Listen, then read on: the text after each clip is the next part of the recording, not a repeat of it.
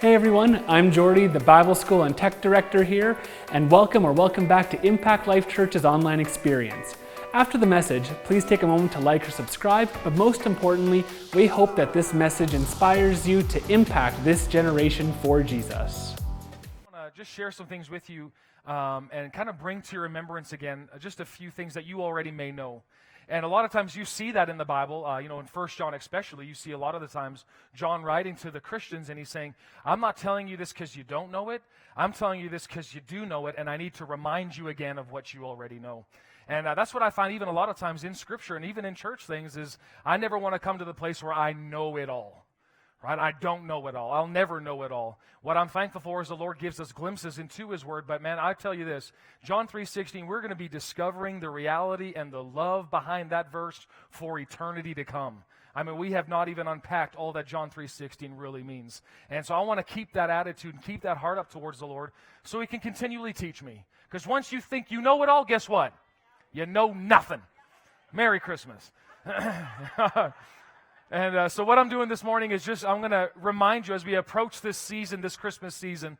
I guess I kind of look at it, this as being the Christmas season now. It kind of begins for us. And I shared last time, I want to share with you this morning too, Max is awesome for singing Christmas carols with. And if you ever want to sing, you need a singing buddy. Once you warm up to Max, you got a singing buddy forever. And one of the things that, he's been singing Christmas carols, but he's always asking questions about them. And the first one that he's been asking, so we were in the car, and Jamie was in the car driving, and the song that was going was Hark the Herald Angels Sing. And I don't know about you parents, but you realize when you become a parent how much you actually don't know. Anybody ever figure that out? Yeah, okay. All of a sudden they ask these questions, and you give a thought, and why that? I don't know. It's just what it is, right? And so with this song, so Hark the Herald Angels Sing comes on, and he's going, who's Harold? Why are we hearkening to Harold? And, that's a great question. Who's Harold? And so he's watching this Paw Patrol. And so for those of you who have young kids, I pity you. I understand the problem of listening and hearing some of these shows. But Harold is a little dog on that show. Or it's a guy. Sorry, it's a guy on that show. And so Max in his mind is going, hark the... Oh, Harold, why is Harold in this Christmas song? And in his mind, he's thinking of this Paw Patrol guy. And then on top of it, we've been singing, oh, tidings of comfort and joy, comfort and joy. Well, he goes around singing, tidings, I'm covered in joy, I am covered, I'm covered in joy. So he walks around, and while he's playing, he's making puzzles. What is he singing? I'm covered in joy, I'm covered in joy, I'm covered in joy. And I thought, yeah. That's good, Max. That's good. Man, attaboy. And then, hark the herald. Harold, what are you doing in that song? Anyways, we are in the Christmas season, and that's why we only play these songs for a month, because we fall into singing that. But this is what I want to remind us today, and I want to remind you of it. But in Hebrews chapter 4, and in the Message Bible I'm reading, so if you're following on in your iPad or whatever, you can just pick the Message Bible. I'm going to read it to you just kind of from after the first paragraph. It says, we don't have a priest. You all see that on the screen? All right, I'm going to just pick up from right there because I want to read verse 15 and 16 to you.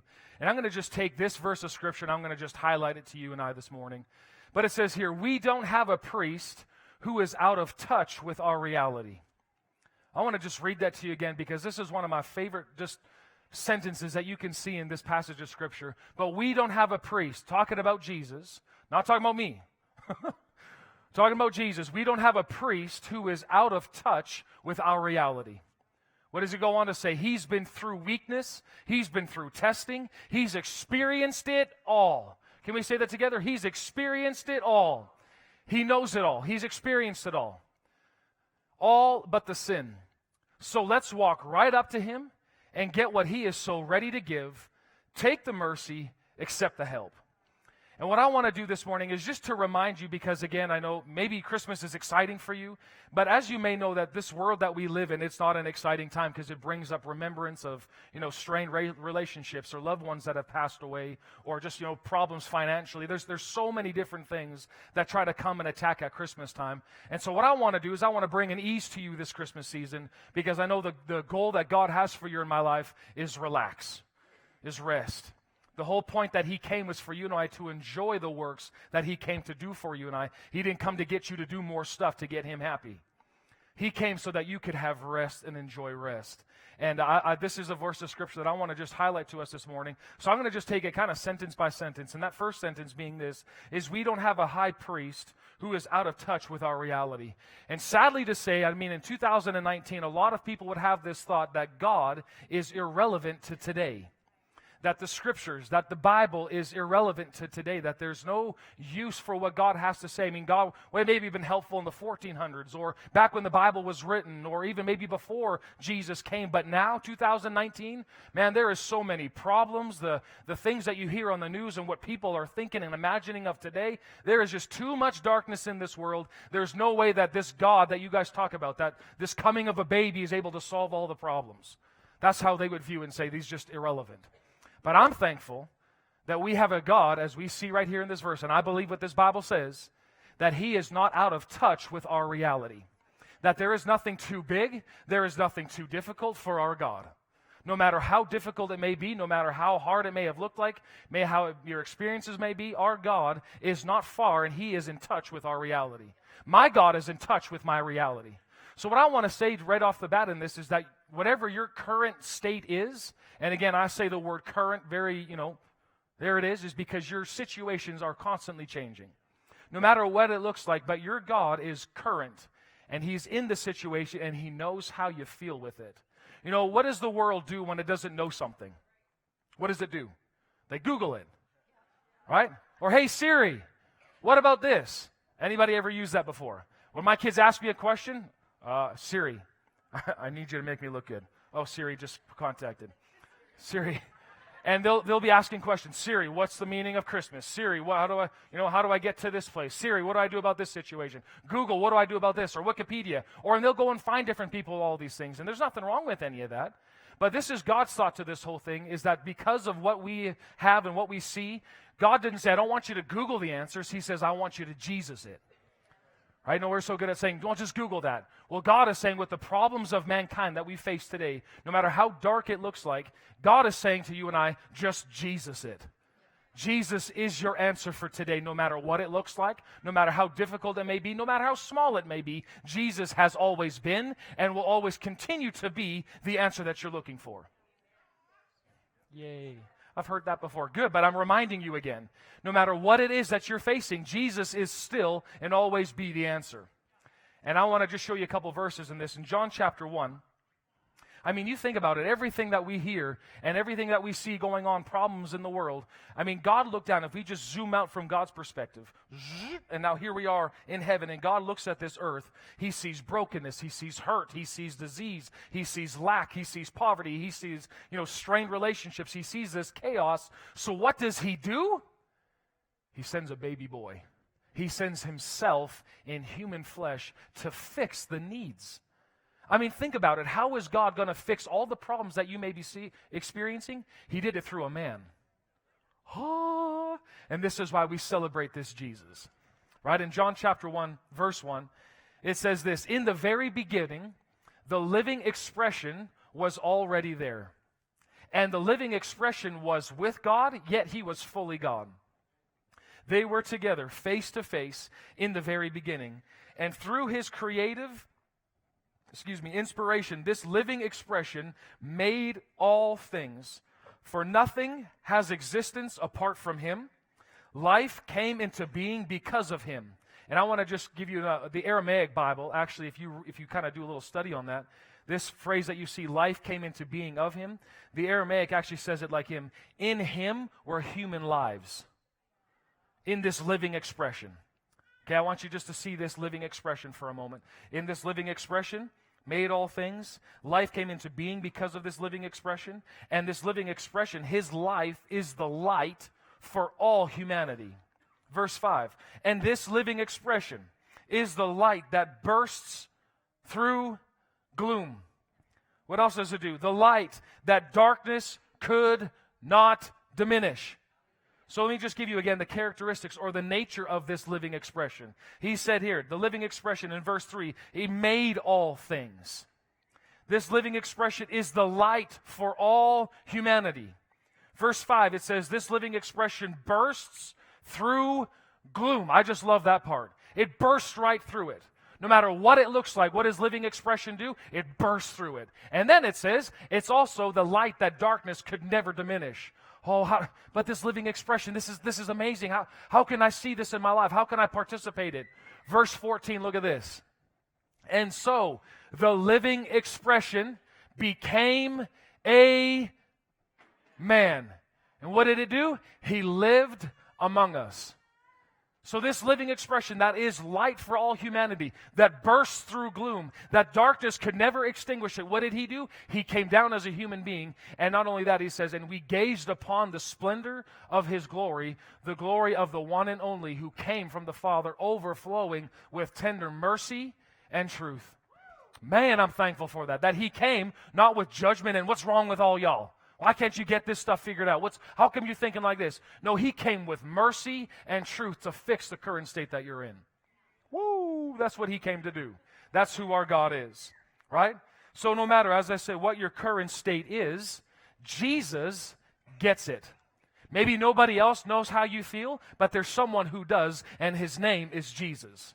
So how can we say all that? Because the next part of Hebrews chapter 4 and verse 15, it says, because we have a high priest who is in touch with our reality.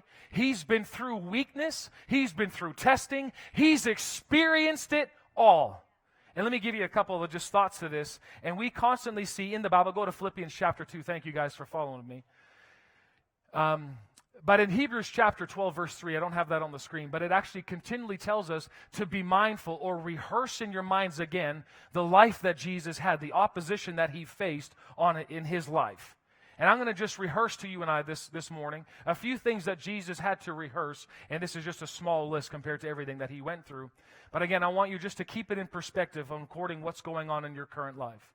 And I'll read this before I rehearse a few of those. But Philippians chapter 2, verse 6, it says, he existed in the form of God, yet he gave no thought to seizing equality with God as his supreme prize. Instead, he emptied himself of his outward glory by reducing himself in the form of a lowly servant. What did he do? He became human. Oh, man. Aren't you thankful for this living expression? Man, I thank you for the 3 people. Aren't you thankful that this living expression came down? Listen, I want to encourage you, respond, man. I serve a big God. I serve a living expression that bursts through no matter what the situation is. No matter how bad it may be. I'm sitting in a coffee shop talking to somebody about the Lord. No matter how difficult it may be, this living expression, Jesus himself, he bursts through any kind of hopeless situation. That's what he masters in. That's what he does. He does best. Darkness can never extinguish it. No matter how stupid a mindset no matter how big of a problem you may have experienced, the darkness can never extinguish the light. It can't. It never will.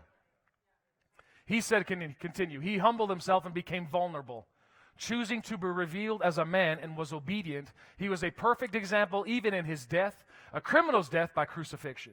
So I'm going to just list off to you a few things this morning, just to rehearse in our minds the life that Jesus had and he went through. First of all, his birth was not welcomed by government and the entire city. So imagine thinking of that. You were born, and all of a sudden the prime minister goes, shoot, this guy's born. Got to get rid of this guy. Welcome to the world. Right? And so actually, Matthew chapter 2, verse 3, it says it like this. It says, King Herod was shaken to the core when he had heard this. And not only him, but all of Jerusalem was disturbed when they heard this news that Jesus was born.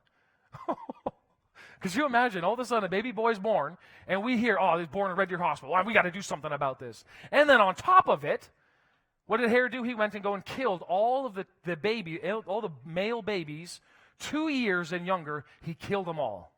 Why? Because of the birth of this one. Man, that's wild. So right off the bat, you can see Jesus left there. Not only that, he's in refugee status. So God told Joseph to flee and get out and take your wife to Egypt. And so there they are as refugees, and they cross the border to another country. This is the very beginning of his life, right? So if anybody had an excuse not to want to be the savior of the world, it'd be him, right? I mean, you think about it. Anyways, I'll just leave it there for a moment. In his ministry work, he was constantly misunderstood. His own mother and brothers didn't believe him. They thought he was crazy. What did they do? They sat outside the meeting while Jesus had a big conference going on. His brothers and mother stood outside and said, this guy's nuts. You don't want to hang out with him. Some of you would have a complete mental breakdown if your mama never showed up to your event. He was threatened to be killed by his own people continually.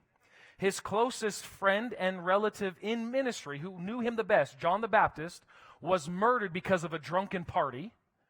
Right? There's a crazy lady that was dancing. The king liked the way she danced. So what did she say? Mom, what do you want me to do? Let's, kill John the Baptist. Give me his head on a platter. Jesus' closest friend in ministry, his only relative who really knew who he was beheaded because of some prostitute. Yeehaw. Right? Not only that. People continually, even you look after when this happened, people continually looked for Jesus, needing something by him, and constantly were looking to get their needs met.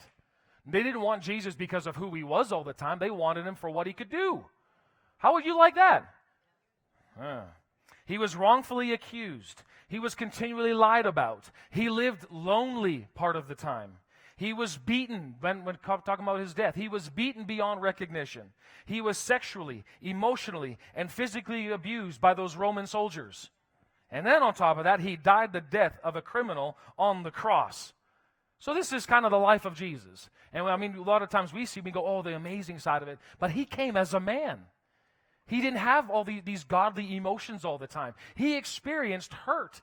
He experienced loneliness. He experienced defeat. He knew what it felt like, yet he never tapped into it.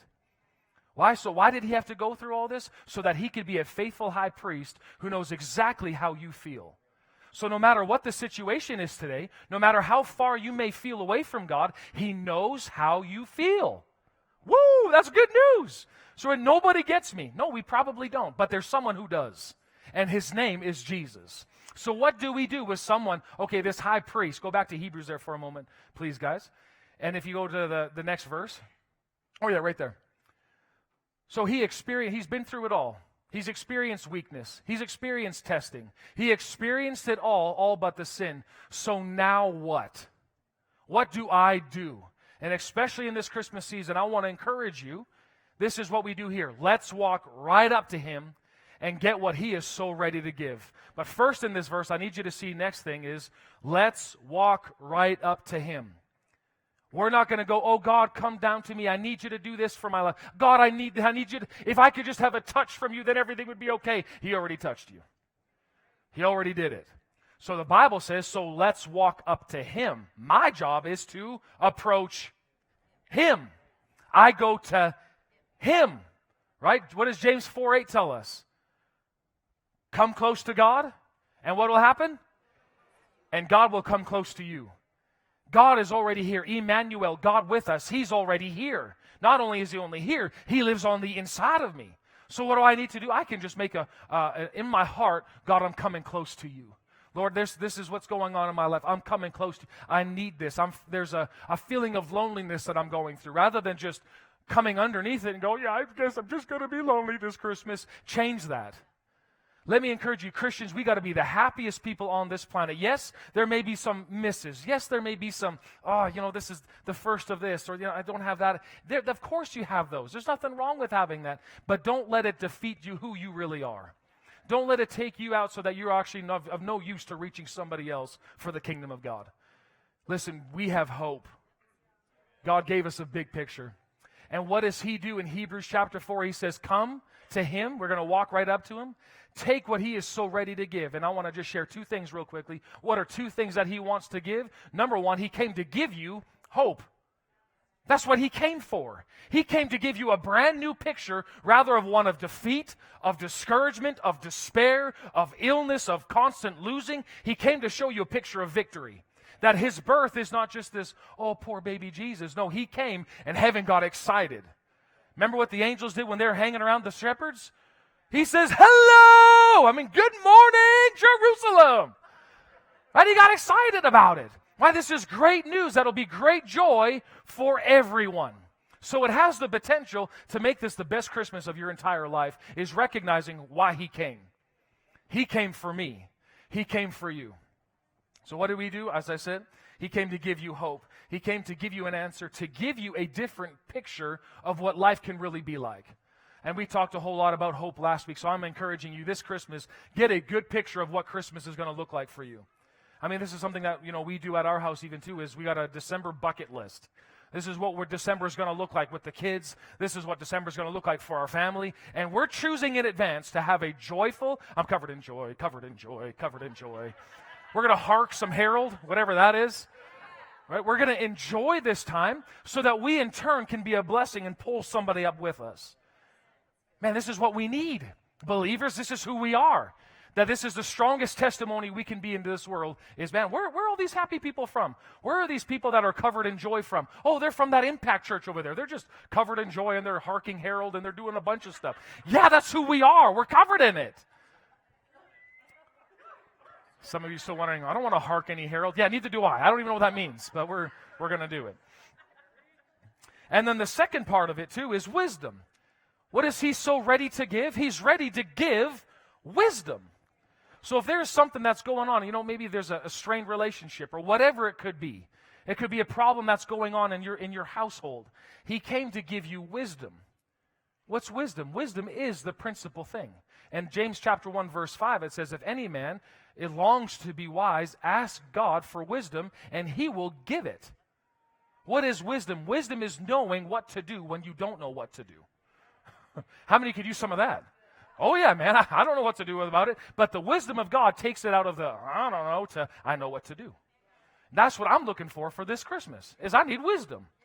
And he says he won't see it, your lack of wisdom, as an opportunity to scold you over your failures, but he will overwhelm your failures with his generous grace.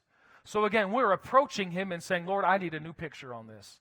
Help me get a different image. Help me get a new thought. Or, Lord, I need wisdom on this particular situation. Lord, I'm coming to you so that Christmas doesn't have to be a defeated time constantly. I'm looking to you for wisdom in this. Man, God paid too big of a price for you to be lonely, depressed, and laid down at Christmas time. God went bankrupt to get you back, not to go, oh, it's just Christmas again. I hate this time of the year. No, embrace it. This is a good time. And you can get a new picture, and that God can give you wisdom. And in Hebrews chapter 4, go back there for a sec, the main scripture. And it says, what else? So let's walk right up to him and get what he is so ready to give. Take the mercy. And he goes on to say, accept the help. So I'm taking mercy, and I'm going to accept what he's offering to me. Right? And so what are two things that God is able to help you and I with? Number one, this is from my kind of personal experiences, but I want to share them with you. How does God help? And a lot of times we think, well, God, God, if you could just come down and push or swoosh or kaboom or whatever, right? Make something better, that he would just do it that way. But God doesn't do it that way. That's not how he operates. The number one way that I found that he operates is that he enlarges us on the inside. Oh, I don't want to enlarge. Well, let me give you a little example here. Naturally speaking, my wife says careful. Right now, Jamie and I, we have 3 kids. We're going to have our 4th, and I found out last night it's in 3 months, not in 4 months. So not only that, it's in 2 months and 29 days. My clock is ticking, man, before 4 is coming. My clock. She's fine. My clock is ticking. So, when you have your first baby, and what happens, remember parents, the first time that baby comes, your life is, what do they need? Are they sleeping okay? Like, I remember we had, what did you have again, James? Like those, no, not goggles, but nighttime vision, like the little, to look into the crib. Monitors, thank you. Playing charades. And y'all just, intercom? Yeah, intercom. Okay. What was the word, though, again? Monitors, yeah. But for the first one, you buy like 3 or 4 monitors. You put one like over top of the bed. You put one to the side. You're basically like spying on your kid to make sure they're okay. Right? Your whole world is completely turned upside down. You don't sleep. Nothing just really happens. And you're just like, what do I do with this? And you find yourself crying more. Not me. I'm fine. I'm okay. And then all of a sudden, what happens over a period of time, you kind of get into a routine. You start to get to know your child, and it goes, okay, that's good. What happened between the, oh my goodness, how do I do this? And, yeah, I got this. Your capacity grew. There's something on the inside that expanded, going, yeah, I can do this. I got this. And then guess what happens? Your wife gets pregnant again somehow. And what happens? You got a second kid on the way. Now you all of a sudden have another baby, and all of a sudden now there's two. So you're playing man-to-man, right? Okay, I got this. I can work this out. Okay. And over a period of time, you're just, how do I do this? And then over about a few months again, what's happened? Your capacity has grown. And then, because you dress up all in black and look slimming, your wife is like, hey, you're looking good tonight, sir. And you have a third baby. Now what happens? Now I'm not playing man-to-man. Now I'm playing zone. Right? Now I'm playing zone. Okay, boy, I got the boys, you got the girl, and now we're trying to work all this stuff out. Right? We finally get into a bit of a routine. Everything seems to be good, only to find out you're having a fourth. I'm fine. I actually am excited about it because in come March, what's happening? My capacity is going to be expanded again. Right? And for some people in this church, they don't stop at 4, they go to 5. Some people go to 6, and Lord, then you're just Amish. Right? Then I don't know what to do with you. That's just it. The Lord said, I don't know what else to do. But what's happening is naturally speaking, you are being enlarged, right? Your capacity has grown. Well, God does the same thing, spiritually speaking. I mean, if you look at the life of Jesus, all that he went through, the man was 30 years old when he started ministry. A lot of people go, oh, that's just so young in ministry. He did it at 30 and accomplished an eternal salvation for us in 3.5 years. He went through all that he went through, naturally speaking, emotionally speaking, physically speaking, spiritually speaking. How did he do all that? He enlarged himself. His capacity was so big that he could take the Pharisees or the leaders of the church in that day, take their criticism, and yet not even let that move him to continue what God asked him to do. A lot of people would be taken out by that. Right? Somebody wants to stone him because of what he's preaching. Okay, what am I going to do? No, his capacity was enlarged. He wasn't moved by what he saw. God expanded his capacity, so he fulfilled the call of God on his life. You and I, as believers, we have got to let our capacity expand. Let it grow on the inside. Because listen, God loves you, but with small capacity, God's not able to use you the way that he destined and predestined for you to operate by. We got to expand this. So when tough times come, don't go, oh, great, how am I going to get through this? See it now. See it. See it, right? Not monitor. Now we're seeing it as an opportunity for me on the inside to expand to what he told me he would do.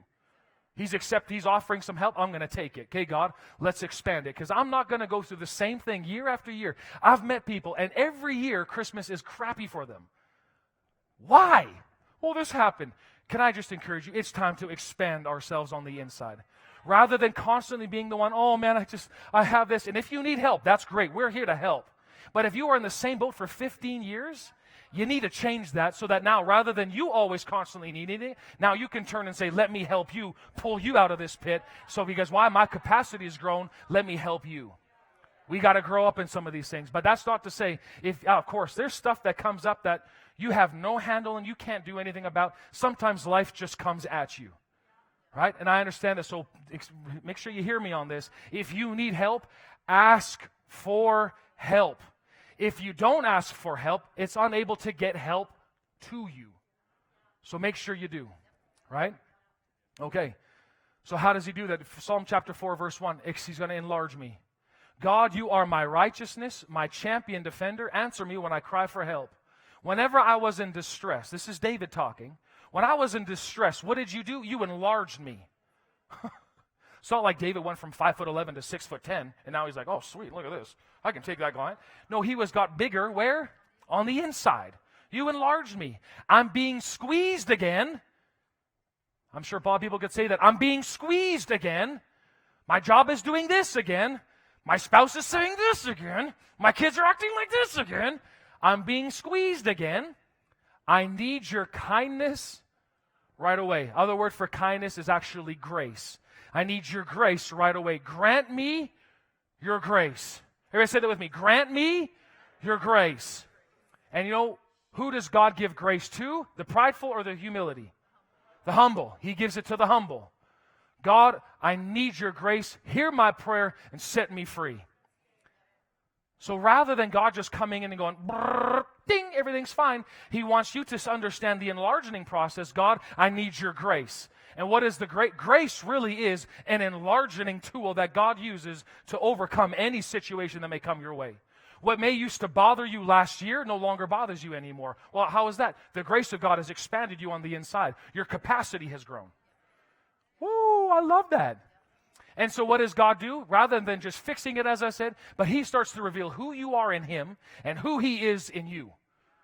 Man, you see that constantly. 1 Samuel 30, what did David do? He encouraged himself in the Lord on a continual basis. What did he say? The Lord is my shepherd. The Lord is my rock. He is my salvation. With whom? Men, they can't touch me. People can't touch me. Whom shall I be afraid? This is how he encouraged himself. So if you're feeling down in the dumps, the goal is not to find somebody else and join in the dump with you. It's for you to pull yourself up or get somebody else, some faith buddies to pull you out and say, who am I again? Tell me, who am I? And they start telling you, you are the righteousness of God. Yeah, this may be a situation you're facing, but greater is He that's living in you. Man, you can do all things because Christ is strengthening and empowering you. That's what we're looking for. This Christmas season is going to be the best one you've ever seen. Oh, why? Because God is on the inside of you, working to fulfill what He's called you to do. He's not relaxing His hold on you. So don't you relax your hold on what He said. Don't let that go. Amen. Okay. I'm happy. So how does He help me to grow? Number one, He enlarges me on the inside. And secondly, I'll close with this. But He tells me to give Him my worries and my concerns once and for all. This is so vital to you and I because worry and fear is the opposite of being enlarged. Worrying and fear and stress and anxiety actually constricts you. You become smaller in your vision. You become smaller in your hearing. You become smaller just overall. And all you see now, because what you focus on, you magnify. It becomes smaller and smaller and smaller. All of a sudden, you're looking at this little issue, and it's become your life. This is what's going on. This is what's happening. Meanwhile, you're missing everything that God's doing on the outside. And I'm going to show you this. Look at this, 1 Peter chapter 5, verse 7. Again, in the Passion, he says, pour out. Everybody say, pour out. So this sounds to me that you're able to vent to God. God's okay with you venting. He's happy with that. Why? Because He actually wants you to give it all over. Pour out all of your worries, all of your stress. Other translations actually say all of your anxieties. Why? Upon Him and leave them. Come on, say it. Leave them where? Not here. Going to do God no good if they're stuck up here. Leave them there once and for all. For He always, what? Tenderly cares for you. So who cares about your life? Jesus does. Who cares? I don't. Anybody ever say that to you? Well, who cares? I don't. Well, that could sound real offensive to some people. I actually don't care about your life. Why? What good am I going to do caring about you? What good are you going to do about caring about me? Now, caring is different than thoughtfulness or, man, I have an interest. I have an interest and concern, and I want to make sure you're doing okay. That's different than I'm taking on the burden of how you're feeling, of what's going on. I ain't going to do any good for you. So God is saying, I want you to pour out all of your worries, everybody say it with me, all of your concerns upon Him and leave them there. Why? Because He cares for you. He cares. He is a caretaker.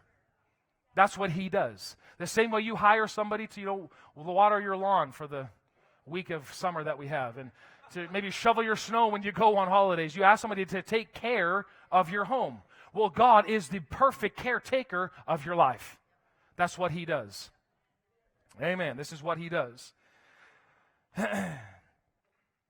Okay, because most concerns, as I said, are focusing on getting something. When you're worried or anxious about something, your focus is on me trying to get something, right? I need this changed. I need this to happen in order to be okay. And so your focus has moved from receiving to now I need to get. Can you see that? What does fear do? Fear is gripping or anxiety or stress. I need to get this in order for this to be okay over here. And God is telling you and I, stop it. Stop that. Stop trying to get so that you can actually respond to receiving. Your life is not about you getting. Your life is about you receiving and releasing what God already gave you. This is the Christian life, y'all. Are you hearing me? I'm not trying to get this. I'm not trying to make that relationship work. I'm not trying to make this do better. I'm not trying to get a better job. I'm not trying to get a better wage. My job is to respond to His giving. That's my life. So the position has shifted, right? Because how many times have our prayers going up to God saying, God, I need this, I need that, I need this, and if this doesn't work, I don't know what I'm going to do. Jesus is actually trying to tell you and I to stop that position because it's creating a mindset in your life of constantly getting that you're always in need. Where now we are living out of thank you posture rather than That's what fear tries to do. That's why He says pour it all out on Him, because He cares for you. And God takes care of what He owns. And He owns me. He's taking good care of me, and He's going to do the same thing for you. And He'll do the same thing for this Impact family. I believe that. Let me show you this, Matthew 6:33, and then I'm done here. So what do I do instead of worrying about getting and trying to receive things and get things in life? My focus is on seeking Him, getting with Him. And I'll just read this part to you, kind of jumping into the middle of Jesus' teaching, so I encourage you, maybe read it in context, and I'm sure a lot of you know these verses already. But if God gives such attention to the appearance of wildflowers, and this is Jesus talking about clothing here, most of which have never been seen, and I've been on some hikes, and you see some of those wildflowers that nobody ever sees, and they're beautiful. So Jesus is saying He's taking care of wildflowers that you don't even see. Don't you think that He'll attend to you? Don't you think that He would take pride in you and do His best for you? What I'm trying to do, this is Jesus' words now, what I'm trying to do here is to get you to relax. To relax. To not be so preoccupied with getting so that you can respond to God's giving. I'm going to read that part to you again. Jesus is trying to get you and I to relax. Everybody say relax. Anybody ever say that to somebody before? Just chill out, man. Anybody ever say that to their spouse before? What has happened when you say, you need a chill pill, and here you go? How has that turned out? They do the opposite of chilling. They freak out. Well, Jesus is telling you and I, take a chill pill. Chill pill for you. Chill pill for you. Chill out. Why? Because when you are chilled, when you are relaxing, God is able to work on your behalf. That's why I honestly believe that He gave us sleep. Because when you're finally sleeping, God's able to do something. Right? Because rather than you try to figure it all out, I'm going to do this, I'm going to do that, go to bed. Just go to bed. What did God do in order to get Eve to Adam? He put him to sleep. Man, Adam, stop trying to, find an animal that's going to be your... Stop it. Just go to bed. So he put him to bed, tucked him in with some leaves, put him in such a deep sleep, and pulled a rib out of him. That's a deep sleep, y'all. I don't know if you ever thought about that. Man, I wake up as soon as somebody turns my doorknob. What? He went into Adam, pulled out a rib, and said, give me that. I'm going to show you a woman. And made a woman for him. That's something else, man. That's a deep sleep. But he tells you to relax, to not be so preoccupied. Don't be preoccupied. Say with me, I'm not going to be preoccupied with what? With getting. My life is not about getting. My life is about responding to God's giving. He goes on to say, people who don't know God and the way He works fuss over these things, but you know both God and how He works. So what do I do now? I'm going to steep my life in God realities, in God initiatives, in God provisions. This is how I'm going to live my life. So your life is a tea bag. Everybody got your Earl Grey tea bag. You see it right there in front of your eyes. Where are you throwing your tea bag? Are you steeping it in the world? Or you're just letting yourself marinate in there a little bit? What's going to happen? World's thinking, world's thoughts, world's way of living. Jesus is telling you, get your tea bag out of there and put it back into, steep your life into God reality, into God initiatives, into God provisions. Then he goes on and finally finishes off, don't worry about missing out. There's no more FOMO here. Fear of missing out is gone. I'm not going to fear missing out. You'll find out that all of your everyday human concerns will be met. Isn't that amazing? And that's what everybody's looking for at Christmas, right? They're looking for human needs to be met. I need this, God. I need to have this. And I just need a good turkey dinner. God will take care of all this as long as I'm putting my tea bag in the proper spot. And when I mean tea bag, I'm also meaning my mindset. I'm going to just constantly put my mind into God provisions, God initiative, God provisions. This is where I'm constantly putting my mind to rest. So this Christmas season, who cares about your life?